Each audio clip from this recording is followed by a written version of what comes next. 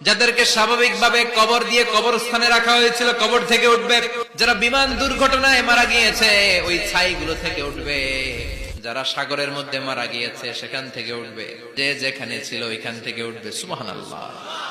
লক্ষ লক্ষ মানুষ উঠে বলবে আমাদের ঘুম ভাঙাইলো কে?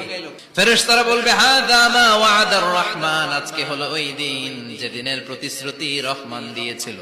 সূর্যটা মাথার কাছে চলে আসবে সেদিন। সূর্যের প্রচন্ড তাপে মাথার মগজগুলো ভাতের মাড়ের মতো গলে গলে নাকের ছিদ্র আর কানের ছিদ্র দিয়ে বেয়ে বেয়ে পড়বে। জিহ্বাটা তৃষ্ণায় বেরোতে বেরোতে নাভি পর্যন্ত এসে ঝুলে থাকবে।